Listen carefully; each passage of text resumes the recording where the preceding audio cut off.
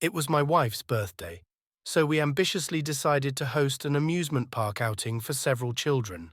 The only other volunteers to help us monitor these kids were the parents of one of our daughter's friends. They had been married for a long time too, although I wasn't sure how long. My wife used to party in her college days, and by the time I met her, she was already divorced from a short marriage. When we met, she fell head over heels for me and said she knew I was the one she had been waiting for. It was easy for her to commit herself to me, and after 3 years of marriage, we had a daughter. She was a stay-at-home mom, working a little from home but mostly focusing on our daughter. She took her to the gardening club she got involved with, where they both made friends around the area. My wife also went to the grocery store and the library, but that wasn't too much of a surprise. What was surprising was how long she'd spend there. Since around the time our daughter turned 11, my wife started spending exceptionally long amounts of time at the store or library, even when I was home with our daughter, waiting. She didn't ask us to go with her, but we didn't really want to either. I didn't expect her to do anything else at that time, and I didn't expect her to take so long on purpose. Still, even with this happening, we had date nights, alone time, and family nights. My wife would put down her phone to spend time with us, and even though I saw it lighting up, I always thought it was friends she made from the gardening club or other moms of kids our daughter played with. One day, my wife said she had made a playdate for our daughter at the park. I asked her if I could come. She tried to ask if I had something work-related to take care of, and I laughed awkwardly and said no. She should have known I didn't. She texted a little before we left, and when we got to the park, another couple was there. They were the parents of our daughter's friend. Introductions were fine and friendly. I was under the impression that my wife had met this woman somewhere and arranged the playdate. This woman was under the impression that her husband had met me somewhere and arranged the playdate with our kids. These impressions were wrong, but we wouldn't find out until much later.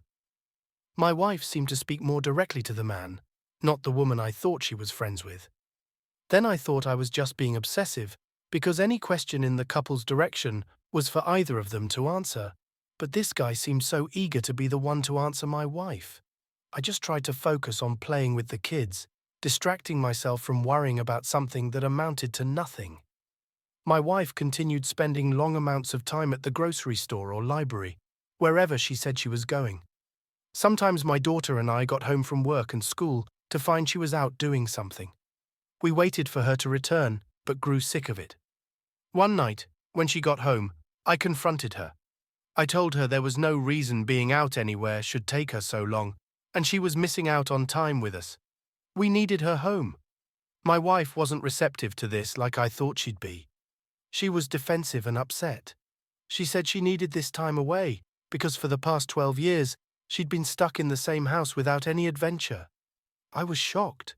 I named all the adventures or things we did, be it alone or with our child. My wife seemed to snap back to normal after my rant. She asked me for more date nights, but I knew we went out often enough, and our daughter might think we didn't want to live with her. At the amusement park for our daughter's birthday, we kept the group together at first, but eventually the kids wanted to go on different rides.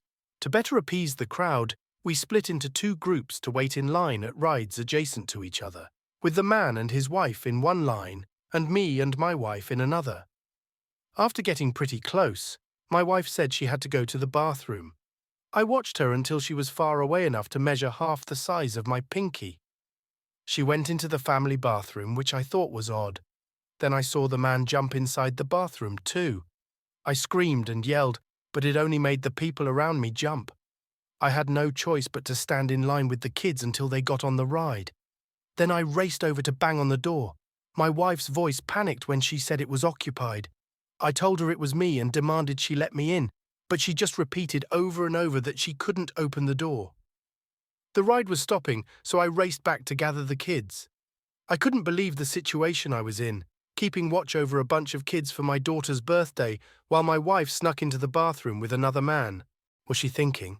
I got the kids to walk with me over to the bathroom, but before we got close my wife came out, and John, the other man, dodged to hide behind a tree. My wife was pale as a ghost and sweating. I think she knew she was caught. John rejoined his wife, Lisa, moments before our group met up with them. I told my wife, John and Lisa, that I had just seen them go into the family bathroom together. Lisa freaked out. She asked John if it was true, and he didn't know what to say, so she started hitting him. My wife tried to stop it for the children's sake, but that was a terrible idea because Lisa started hitting her instead. I wanted so badly to jump in, but I knew I had to be the bigger person. I got security to help us get back to our cars. Once all the disappointed children were back to their respective homes, I ordered my wife to let me see her phone. I looked through it and found the dating app with John's messages. Funny how neither of them mentioned being married until after they had met up a few times to cheat on their spouses. I tried to use her phone to send proof to Lisa, but my wife grabbed it back. I told her to pack and get out.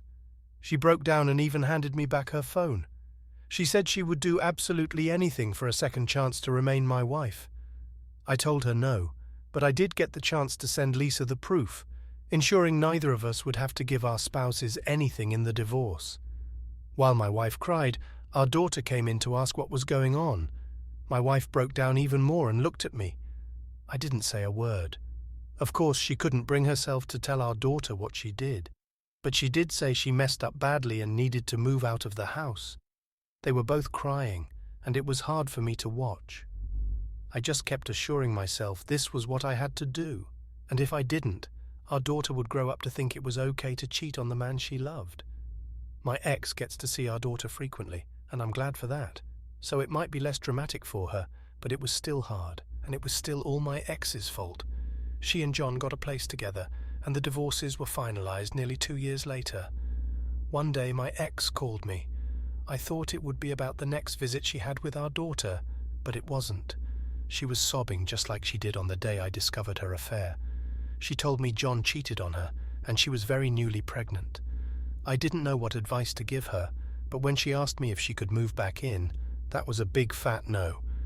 She cried and made it clear that her life would be miserable.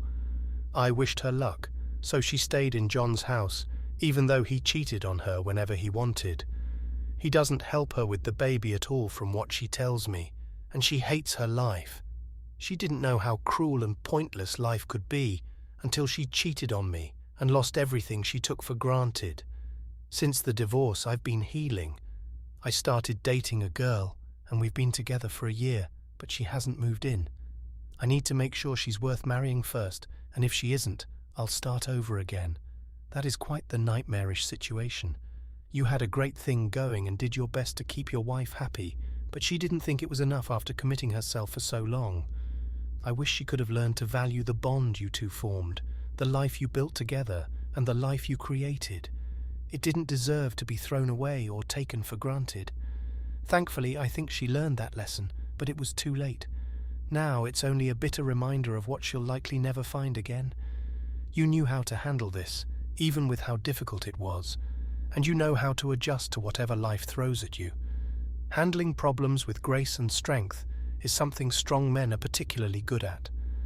I wish you the best of luck in life, and thank you for sharing your story. Now let's get into our second story for today. My wife and I went to Paris for our 16th wedding anniversary. I am a lawyer, so for more than 6 years my wife didn't have to worry about money or finances. She shopped for our groceries online. Well, more than just groceries. She could have whatever she wanted, and I'm sure that made it easier for her to sit back and enjoy her marriage for a while. Our relationship was great. She never complained. Our relationship might have only lasted as long as it did because she was afraid to have her own opinions or tell me what was on her mind. I had a basic idea of her likes and dislikes, but most of the time, whatever I said was law, and I liked it that way. In Paris, we settled into our room and got ready for dinner. There was a restaurant right by the hotel. Just before we were meant to leave, one of my clients called me about something important. I told my wife to go get a table, and I'd be there in a few minutes. I regret doing that, but it still doesn't change what she did during this time. It took me over an hour to fix the issue with my client. By the time I got to the restaurant, I could see her sitting with another man at an outside table. When I approached, he respectfully greeted me and let me sit down. He said he was keeping the weirdos away until I got back, wished us well, and left. I asked her about him, and she told me she'd shooed him away once, but when he didn't leave, he sat down again. He seemed nice and charming. That's all she said about it. I noticed her texting later that night while I was on the phone. She said it was her mum giving her updates about her dad. Before we went to bed, she suggested we go to the market in the morning, calling it a charming activity. At the market, I answered my phone while we strolled, and my wife looked at things. She was used to me taking phone calls and didn't interrupt. About 10 minutes must have passed, and I thought my wife was following closely behind me, but when I looked over, I realized it wasn't her. I looked around for her, and she was gone. I yelled her name, but she didn't come back. I tried calling her a few times until she finally answered. She apologized and said she had to go to the bathroom so badly that she ran back to the hotel. She said she'd be back in a few minutes, so I didn't need to walk back if I didn't want to. I decided to wait. Minutes later, I started walking back to the hotel and tried calling her again. When I got back, she wasn't there. When she answered the phone, I was really upset. I asked her what kind of game she was playing. She just laughed and said she was walking back to the market and must have missed me. She said her phone was going to die and the call dropped. I couldn't believe it. I went back to the market and searched for her to no avail. I was extremely furious at this point. I went to the bar across from the hotel and watched our hotel entrance. A nice English-speaking girl started talking to me and kept me calm until I saw my wife get out of a car and kiss a man goodbye. I ran up to them, screaming. The man got back in the Uber and sped away, yelling out the window that he'd pick her up later. I was fuming, asking her what the hell was going on. I kid you not, without missing a beat, she said she didn't need me anymore. Apparently the man was going to take care of her from now on. He fell in love with her while I was too busy to spend time with her. I lost it. I asked if she was crazy for thinking some guy could possibly replace what we had together. A crowd was gathering to watch us. All she was thinking about was living in Paris for the rest of her life. She didn't think about me or her family back home, or what would happen if the man left her. She told me breaking up was never easy, but it was time for us to move on, and that it happens to people. I called her many names and said I didn't deserve her abandonment just because she spent a few hours with a stranger. She didn't care and tried to go upstairs to our hotel room to get her stuff. I beat her there, locked her out, and started throwing her stuff off the balcony. Loose clothes, jewelry, cards, passport and toiletries. As the sun set on our first day in Paris, the man came back and helped her pick up everything off the street while I yelled curses at them both. When I woke up, it felt like a dream. I could hardly believe this was my reality. I looked in the mirror and decided I deserved to enjoy myself a little. I went across the street to the bar. The bartender woman I met the night before was there, and she agreed to give me a tour after I told her my story. We saw the landmarks, practiced French, went swimming, and ate croissants, so I had at least one great day in Paris. I had no idea where my wife was, and she didn't try contacting me. I suddenly remembered she had access to her bank account, so I turned off her card. Then I returned home without her. It was just 4 months later that she showed up begging me to let her stay here for a few days at least. I laughed in her face. She said she hated what I did to her, leaving her in another country without money. I laughed again. I reminded her that she said the man was going to take care of her and that she left me for another man on our anniversary vacation. She took a deep breath and apologized. She said it didn't mean as much to her as she thought it did. It was a fantasy she wanted to live out and nothing more. Now that she was back, she expected me to forgive her, so we could continue our lives again. I showed her our divorce decree and slammed the door in her face. She had to move quickly, otherwise it probably would have broken her nose. She went to stay at her parents' house and acted like it wasn't a big deal that she was back from her new life. They asked her a million questions and were devastated when they found out she didn't get anything from the divorce. She was starting over in her mid-40s with nothing, because she let her ego grow to gigantic proportions when she left me for a stranger in Paris. I'm so sorry your wife betrayed you like this, Opie. It is shocking that she felt bold and delusional enough to sneak away from you and lead you on a goose chase so she could spend time alone with a stranger. She must have been a very inconsiderate and selfish woman to let herself think she could live this dream after betraying you. It's heartbreaking to see how some people can throw away a good life and family for a fleeting fantasy. only to realize too late the value of what they had. Your strength and dignity in handling the situation are commendable, and I hope you continue to find peace and happiness as you move forward.